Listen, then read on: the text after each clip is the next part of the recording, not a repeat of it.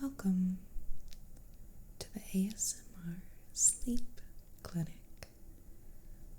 My name is Corrina, and I will be your sleep technician today. My goal is to help evaluate the potential things that could be causing you to not sleep as well as you could be sleeping, and to hopefully give you some helpful information so you can get better sleep. Does that sound good? Great. So I'm going to begin by asking you a few questions, and I want you to just answer them as honestly as you can. Okay? Great.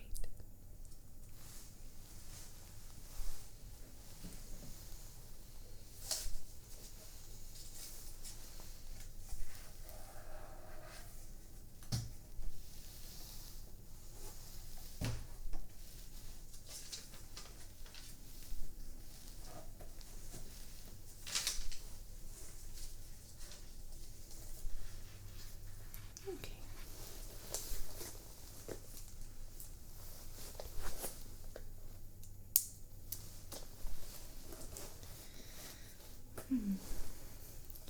So, to begin, just let me know, what is your sleep history? And what I mean by that is, do you have a history of trouble sleeping, or are you typically a good sleeper, meaning you fall asleep easily and feel rested when you awake?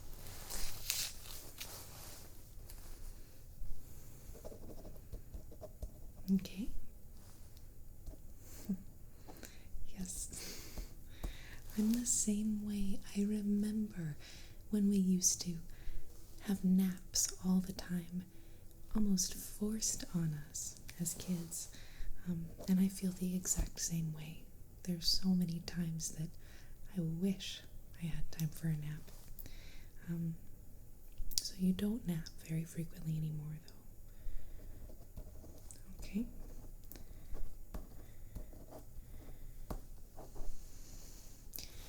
And so you think that you're feeling less rested now after a night's sleep than you did, say, a few years ago? Okay, that's common. Well, there's a lot of things that can potentially disrupt the quality of our sleep, and we'll get to some of those a little bit later on. I think the biggest thing is just stress. You know, as we get older, we have more stress in our lives, more things we're responsible for, and that alone can be part of the reason that we feel less rested, even after a long night of sleep.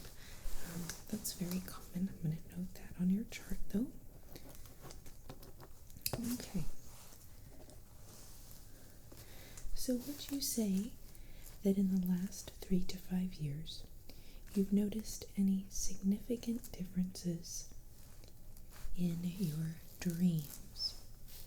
So this question is about thinking about your dreams and if they are more pleasant or less pleasant than they were previously, or if they're more memorable or less memorable than they were previously.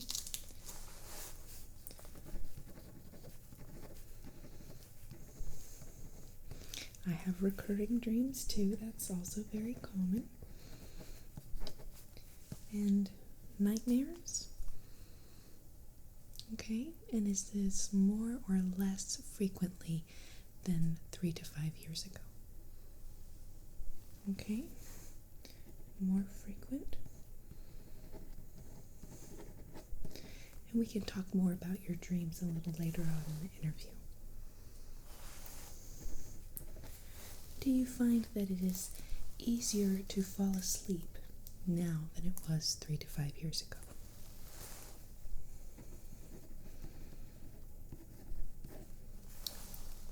So So you find it's easier to fall asleep, but harder to stay asleep? Okay. And how many times per night would you estimate that you wake up from your slumber? Okay. And would you say that that is more or fewer times than 3 to 5 years ago? Okay. Alrighty, so now these questions are a little bit more about your lifestyle leading up to going to sleep. Okay? So, how many hours per day do you estimate you're using electronics? So this would include a cell phone, computer, television.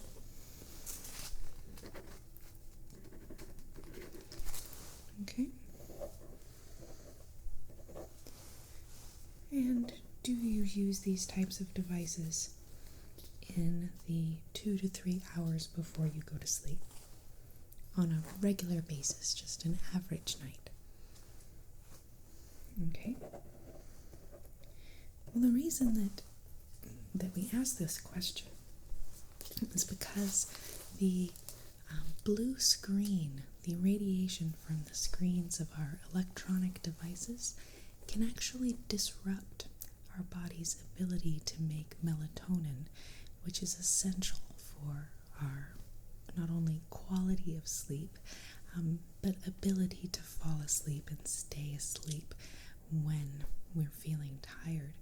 So a lot of time in front of these electronic devices can disrupt our body's ability to get a good night's sleep, and especially in those last couple hours before bedtime.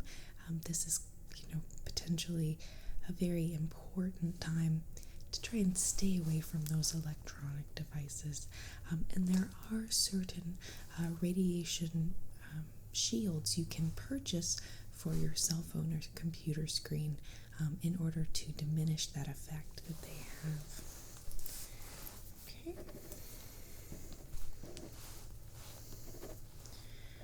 Alright, do you often fall asleep watching television at night? ASMR videos, okay. I will write that down. And so do you find that you fall asleep on the couch? And what I mean is, do you fall asleep before you actually go and lay down in your bed? Okay, snoozing in the recliner, that's very common. And then at some point in the night you wake up and then go to bed, is that what happens? Okay. Okay, and then as far as your sleep habits go, do you find that you need to listen to white noise when you sleep, or are there other little things that you try to do to help you fall asleep at night, or things that you can't fall asleep without doing? Perhaps would be another way to look at that question. Okay. Temperature is important. That's perfectly understandable. I myself find that if it's too warm, I have a hard time falling asleep. So keeping the air conditioner running, not too cold. I think that it's important that we don't make it too cold so that our body's uncomfortable or stressed while we're sleeping. But keeping the air conditioner running, keeping it a little bit cool in your room can really help improve sleep. So that's, if you're picky about your temperature setting, that's perfectly fine. Okay, and then can you tell me a little bit about the amount of exercise that you do per week? Are you exercising on a daily basis or a few times per week?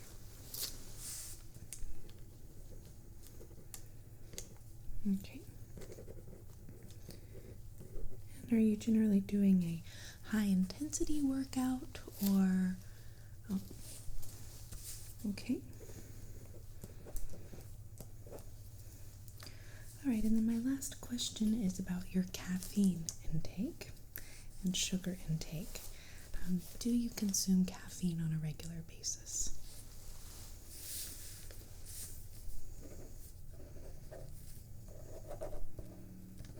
Okay. 2 to 3 cups is average.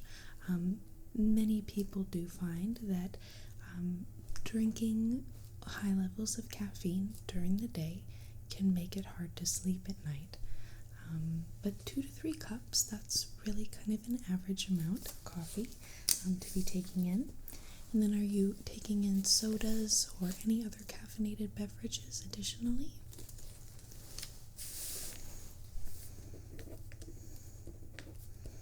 And caffeine before bedtime. I guess the question would be, what's the latest time that you might be drinking caffeine? And that's very smart. Trying to avoid caffeine after 3 or 4 p.m. That's a very good idea. Okay. Okay, so we can come back to some of these questions in a little bit, but for now I'm going to take your vitals and just take a little look inside your ears, okay?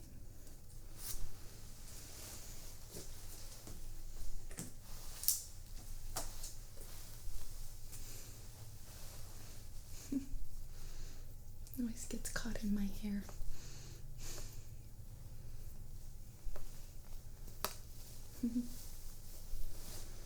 Okay. So I want you to take a deep breath in.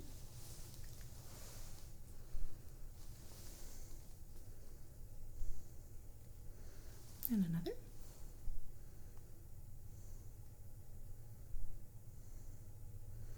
And another.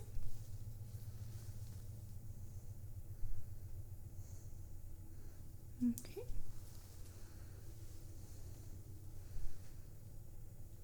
And one more really nice deep breath. Okay.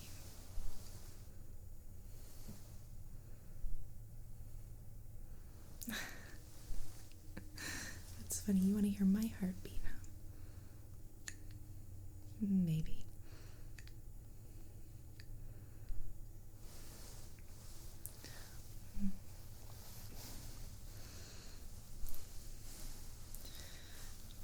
Well, you'd like to hear my heartbeat. Alright, that sounds like fun. Okay, so here you go.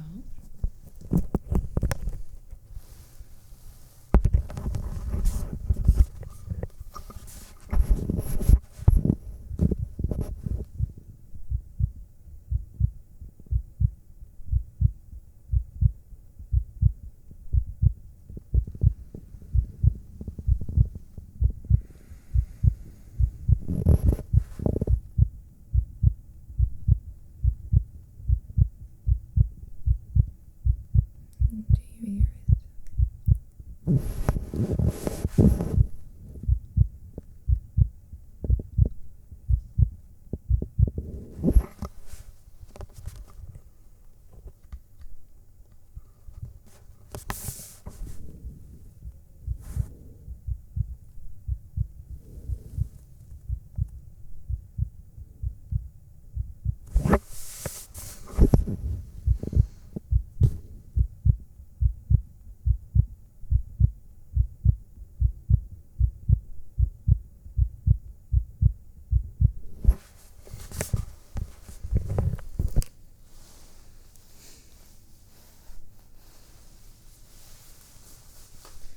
Okay.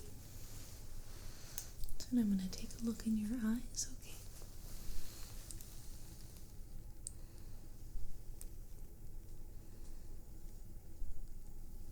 Okay.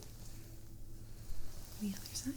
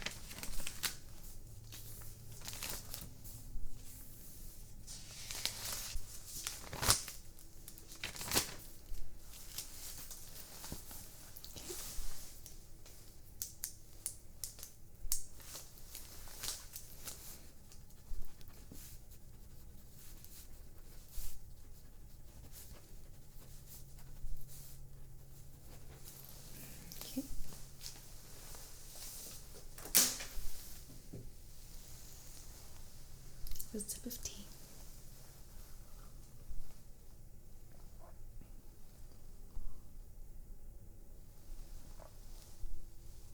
Oh yes, yes, I did recently visit LA. It was very, very beautiful town. I was thrilled to learn they have a farmer's market open 7 days a week, in case you need fresh vegetables.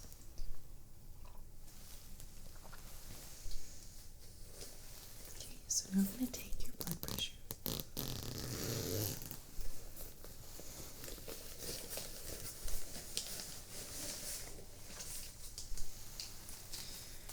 This is just going to help me evaluate the state that your body is in and the general level of stress that you're under.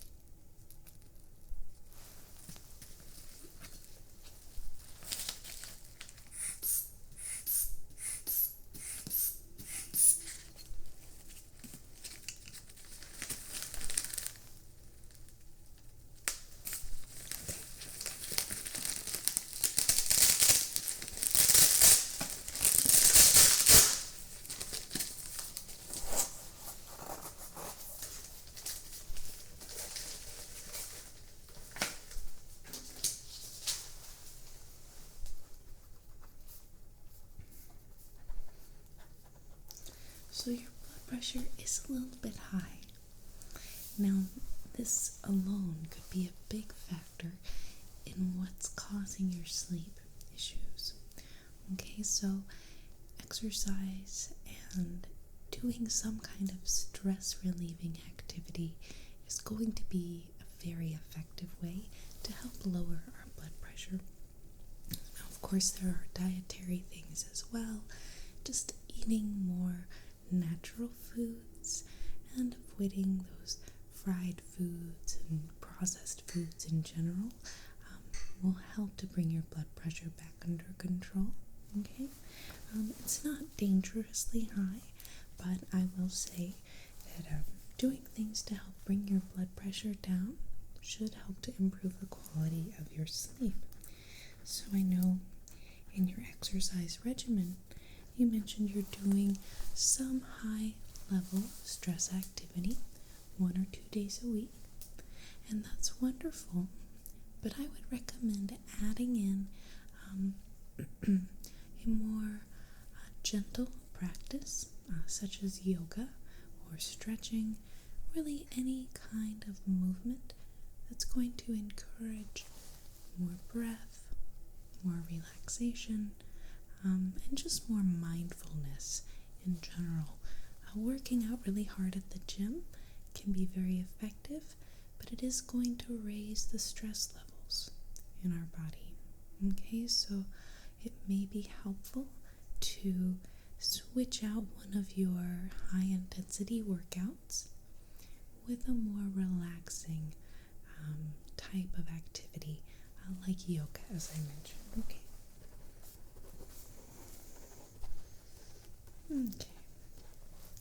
And just as a side note there, I would add on that even simple things like walking is going to be very effective for helping lower our blood pressure,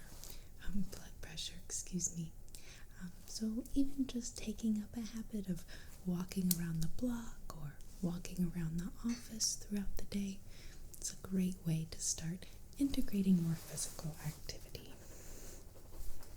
Okay.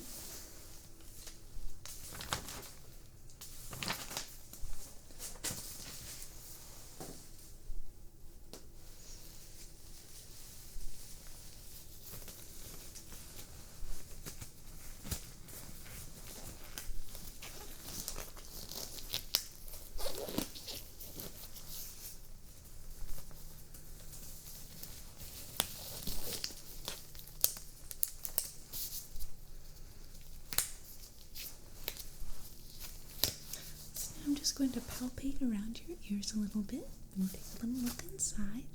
And I just want you to let me know if you experience any discomfort. There should not be any discomfort here, but if you're feeling tenderness in any of these areas, then I want you to let me know, okay? Great.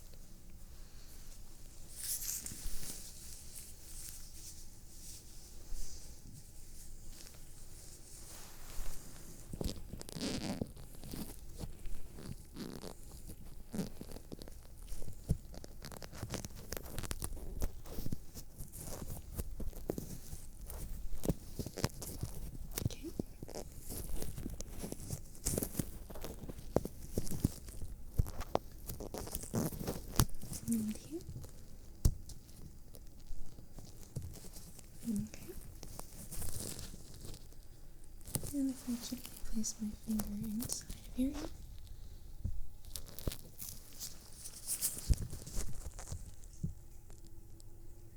Okay, and here. Okay, great. Okay, and the other side.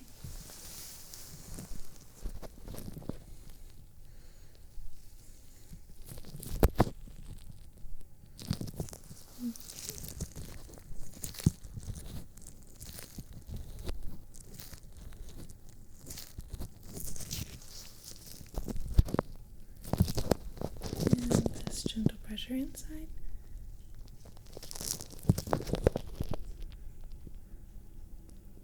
Okay. Great. And take a look inside your ear, okay?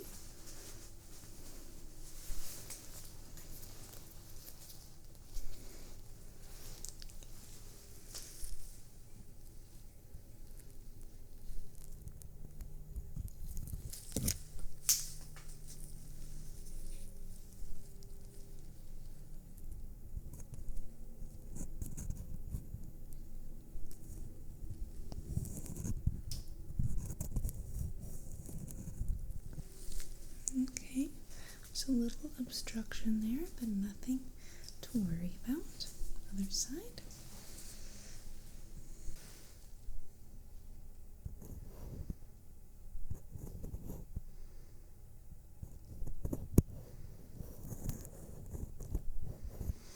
Okay. So it looks good in your ears, okay? There's a little bit of obstruction, okay? So I'm just going to do a little bit of work in your ears.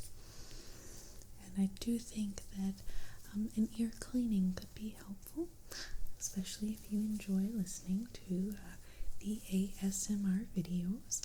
It might be very good for you to clear the obstructions of your ears, because there's so much that goes on between our ears, our nose, our throat.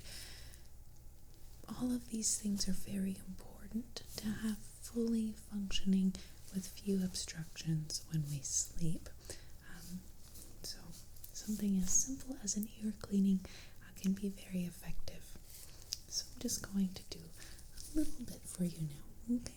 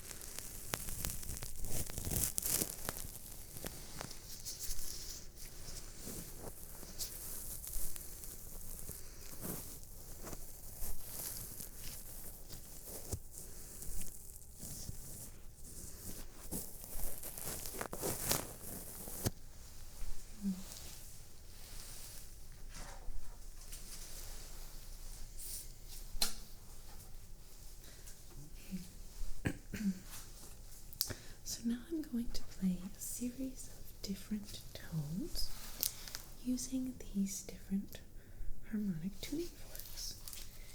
And I want you to let me know if this tone makes you feel more relaxed or less relaxed. Okay?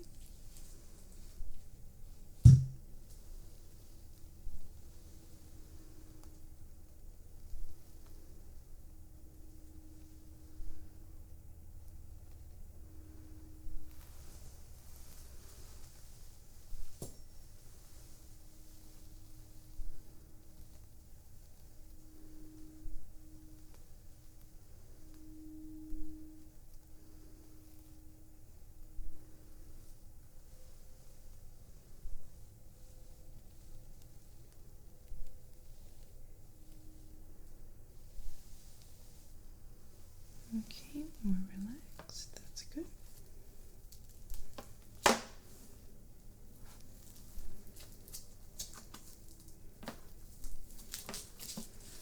And again.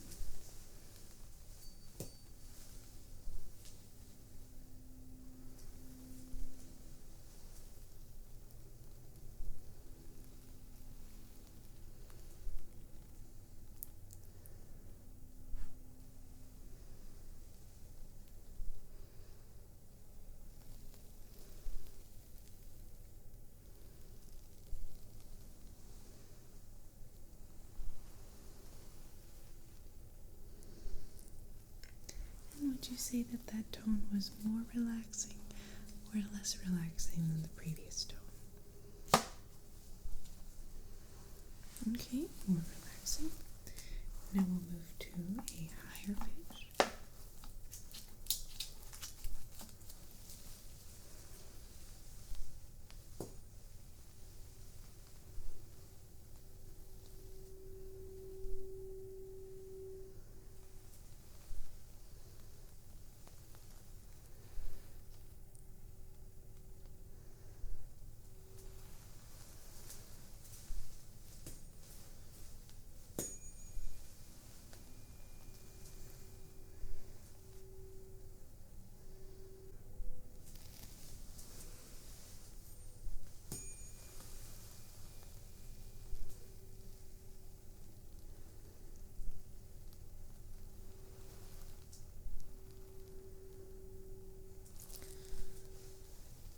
Would you say that that tone made you feel more relaxed or less relaxed than the previous tone?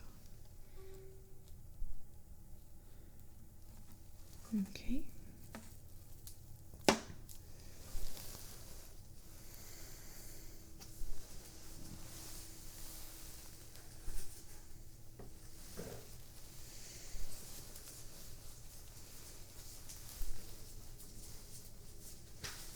Okay, so you liked that lower tone. You found that the most relaxing.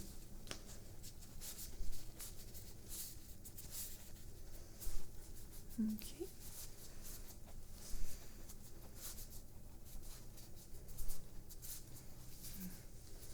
Yes, they are pretty, aren't they?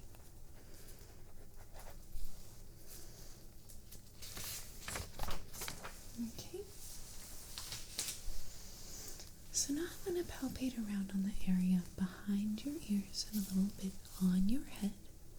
And I just want you to let me know if any of these areas are tender to the touch. Okay? Great.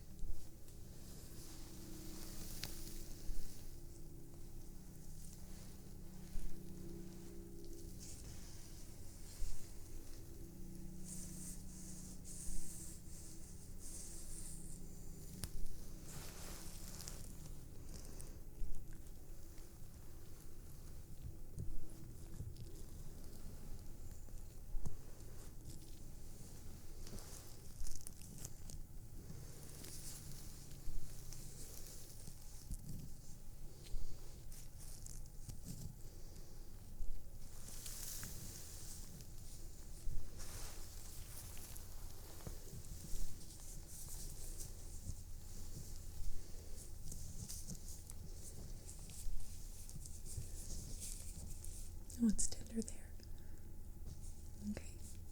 Like it's painful or it just feels a little tender?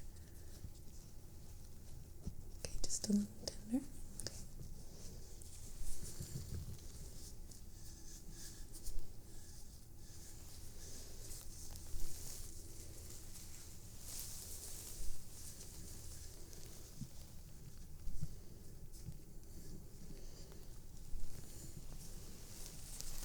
Okay, and on the other side.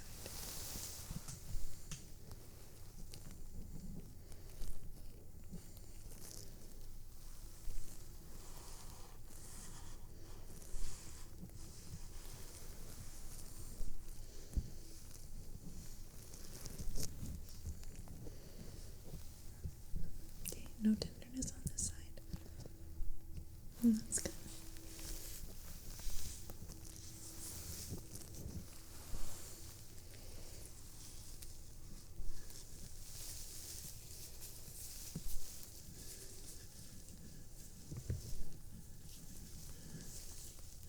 Okay,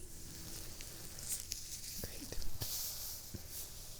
So I would say that certainly what we discussed about lowering your blood pressure a little bit with a little bit more exercise more frequently, but also doing more relaxing and flexibility improving type of work. It sounds like you're doing a lot of lifting weights, working out in the gym, which is wonderful, but all of those activities are stressful on the body.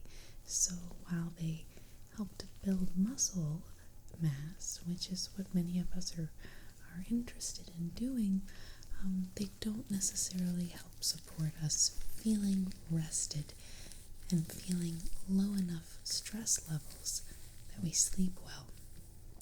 So cortisol is the stress hormone, okay, and when our stress levels are high and our cortisol levels are high, this is going to impede certain functions like falling asleep and staying asleep. Cortisol is just kind of negative for our health in general. Of course, a certain amount of stress hormone is going to be positive, but most of us, our stress levels are too high. So anything we can do to limit stress, okay, and bring down our cortisol levels is going to be very helpful. Again, both for our health and for good sleep.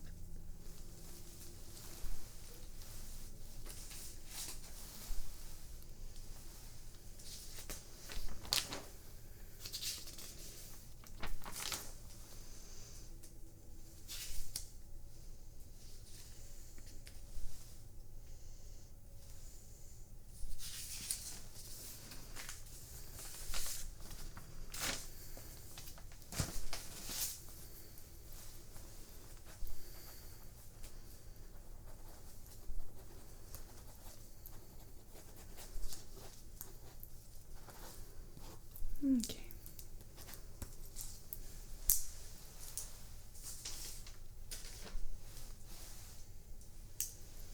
Have you ever taken sleep medications before?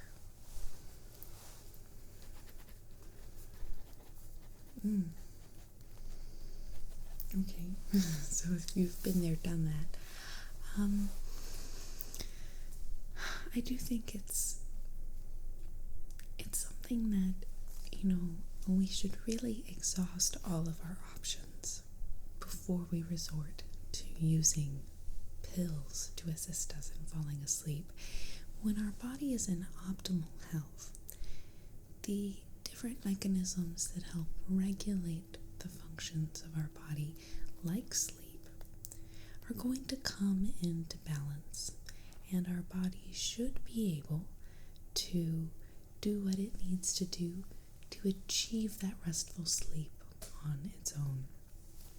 So sleeping pills really are not the number one thing, or certainly not the first thing that I like to resort to.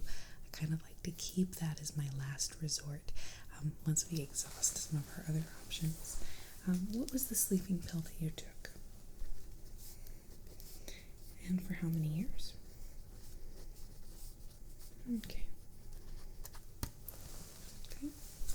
What about meals before bedtime? Do you generally eat in the few hours before bed? I, yes, I know it's hard to go to sleep on an empty stomach. That's certainly understandable. It's going to be a good idea to avoid real high carbohydrate meals before bed. Okay, so because carbohydrates basically turn instantly into glucose in our bloodstream, raising our blood sugar level up quickly, they can often have an energizing effect on us. So at nighttime, you may find that if you do need to have a meal, which is understandable, you try to maximize the amount of healthy proteins and healthy fat in that meal, and try to limit your carbohydrate intake to earlier parts of the day. So in the morning, when we're about to burn a lot of energy in our day, that's a good time to have your carbohydrates. And then in your later meals, go ahead and have more protein and more fat represented, and you can keep the carbohydrate content down, and that may also help you find it easier to go to sleep.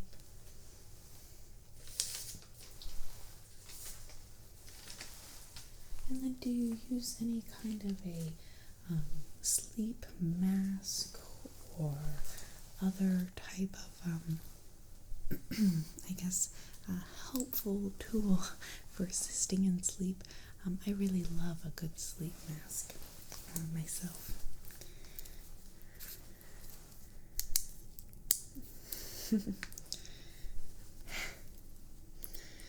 Yes, the Breathe Right strips can be very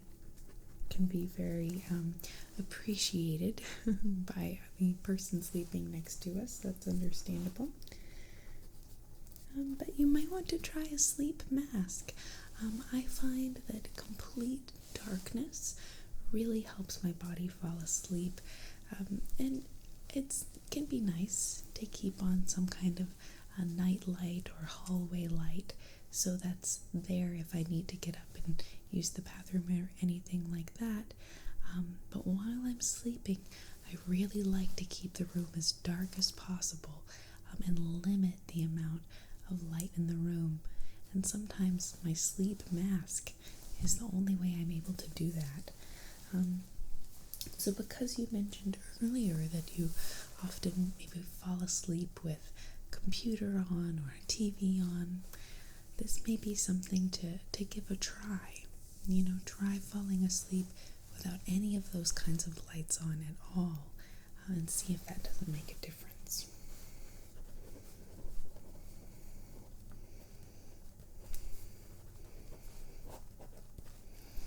And another thing that's really important for our sleep is our vitamin D levels.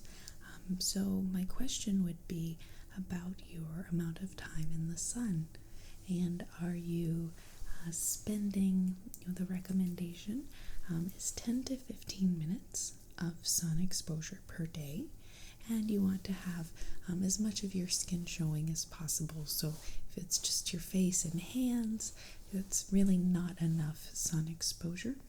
Okay, so you also want to make sure you don't have real heavy sunscreen on for those 10 to 15 minutes that you're working on your vitamin D, because some sunscreens will prevent your body from making vitamin D. So it sounds like, if you're not getting much sunlight, that could also be a factor affecting your sleep levels. Getting our circadian rhythm and our melatonin, all of these different functions of the body that help us get into a natural rhythm of sleep.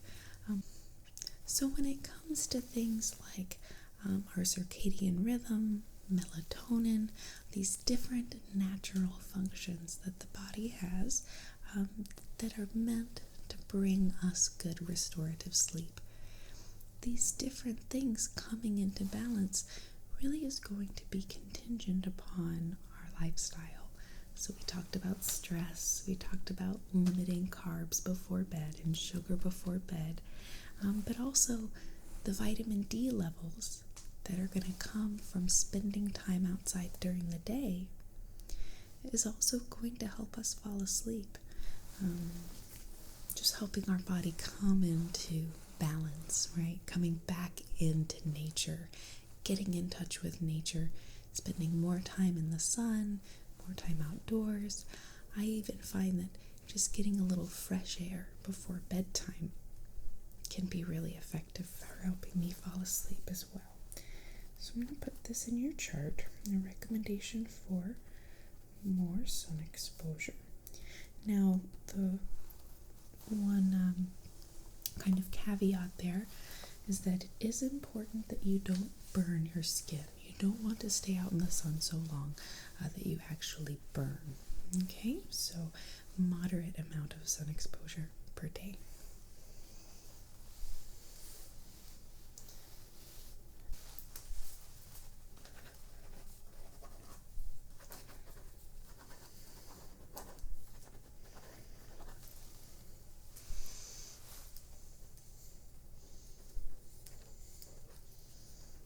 Okay, so I want to thank you so much for coming in today. My recommendation is the ear cleaning that we talked about. Okay, more sun exposure, more stress relieving activities, okay, to help bring down your blood pressure and just in general promote a low stress environment within your body. Okay, keeping your stress levels low signals to your body that it's okay to fall asleep. When our stress levels are high, our body really, it doesn't know why. Okay, our body doesn't know whether we're running from a bear or whether we just have a deadline at work that's stressing us out. But physiologically speaking, our body responds in the same way to those two different situations. So when you are very stressed out, okay, and your stress levels are high, this is signaling to your body that there's an urgent or dangerous situation. And in that case, okay, in that instance, the body starts to see sleep as one of the less vital functions. It's becoming very concerned with your immediate survival, your fight or flight response. Okay, so things like sleep become less important when your body thinks that you're being chased by a bear. Okay, and also if you think back to, kind of imagining as we're evolving throughout time, when our stress levels are high and we're in a dangerous situation, that's also going to mean that sleep would be dangerous, right? It would be dangerous to fall asleep too deeply in a dangerous environment. So this is another reason why stress has such negative effects on our body's ability to fall asleep and stay asleep. So these are all reasons why a stress relieving activity like yoga, okay, will be very, very effective in helping you out in this area. I also would recommend, excuse me, an ASMR sensitivity trigger test. So this is where we would actually work together, testing your sensitivity to different triggers.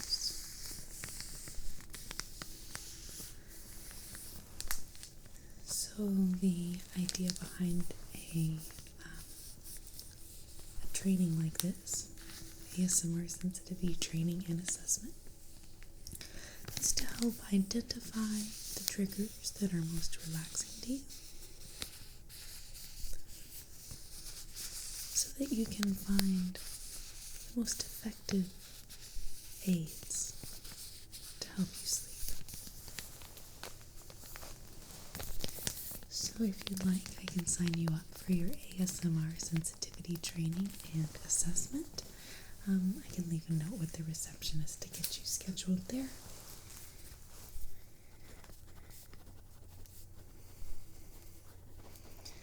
And I would just close today by asking if you have any other questions for me, any other concerns or issues that I can help you with. We did cover a lot of ground today, you're right. I hope that I've answered a lot of your questions. And if any other questions or considerations pop into your head within the next few days, you just feel free to call up my office and let me know. Alright, we can even set up another session if there's some other items you'd like to discuss.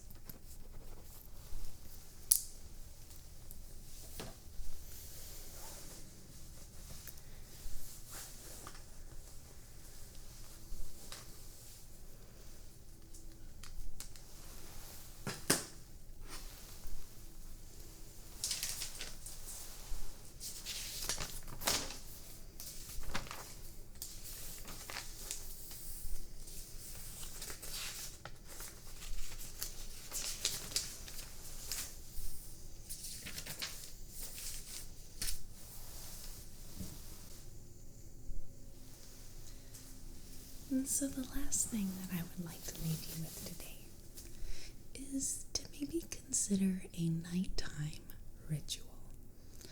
And the important thing is that it is your ritual, okay? And you incorporate things into it that you like and that you find relaxing. So for me, I have my soft teddy bear. And I've fallen asleep so many nights with my teddy bear that now just seeing my teddy bear makes me feel really sleepy. So we kind of create these associations with our brain and start associating things with sleep. So at night, I like to have my decaffeinated, of course, herbal tea. I like to sit on the couch or in my bed reading and snuggling with my little teddy bear. I also like to journal at night as part of my bedtime ritual.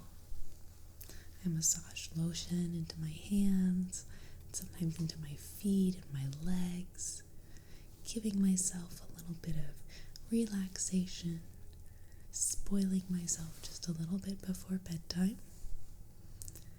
And what you'll find is as you create this ritual, as you begin to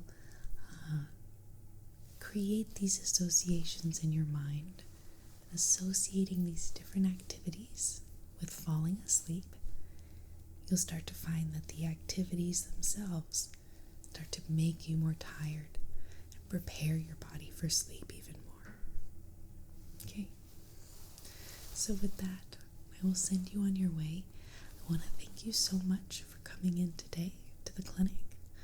I hope I've been helpful, and I do hope you'll schedule another appointment with me, as I look forward to seeing you again soon. Thank you so much, and I'll see you next time.